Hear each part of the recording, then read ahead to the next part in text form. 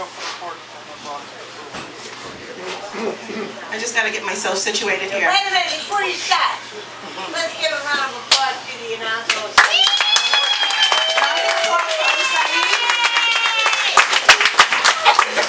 Sally, can you hand me the candidate list?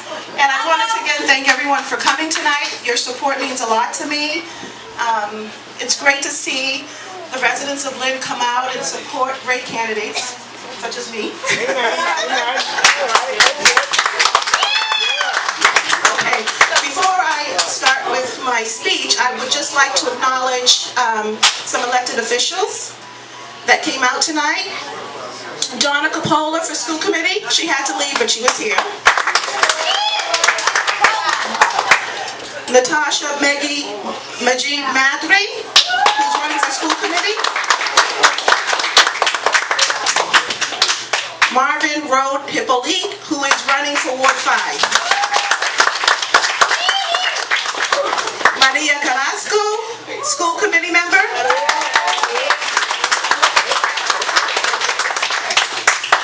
Councilor Hongnet. Where's Hong? You see, I was in the back. We have June Natola running for school committee. June. Right there. And we have Dolores DeFilippo running for school committee.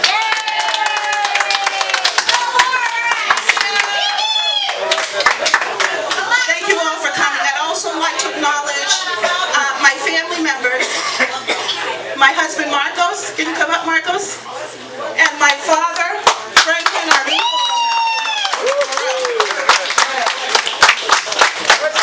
Thank you. It all started here, folks. Thank you for coming. So, as everyone knows, I'm running for Ward 4, City Council Ward 4, and this is my second run. I ran before in 2013. And I've been in the city for about 27 years. I came here when I was 18 years old. I was a young single mom. I worked hard. I started my own business in the city. I have a prominent tax business, Liberty Tax Service, and I have been the proprietor for 15 years.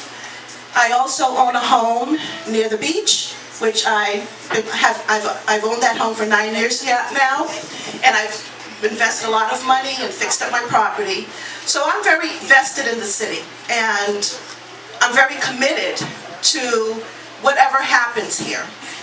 And I feel that with my skill sets and with my commitment to improving the city, that I would be an asset to the council. That's right. And so I have, of course, my own vision for how I think the city should grow and develop.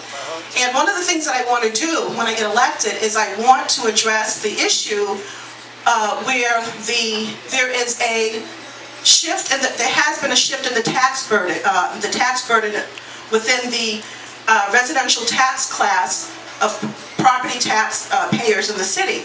I would like to make sure that our residents who are homeowners and are individuals that are looking to invest in the city, they're not overly burdened with high taxes for their properties. So one of the things that I would like to do is to lower the residential tax rate and shift the burden to a more equal apportionment.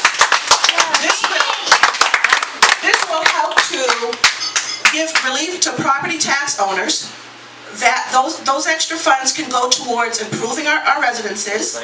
That will also attract new homeowners to the city. It will make our properties more attractive to buy here. I have a plan for that, and it's very simple. It's not a difficult thing to do, and I'm kind of dismayed why it hasn't been done. But our residential tax class is carrying 75% of the tax burden in the city, and it's one of the highest in the state, in the entire state. And I think that's unacceptable. That's right. Okay. I also would like to address quality life issues for our residents.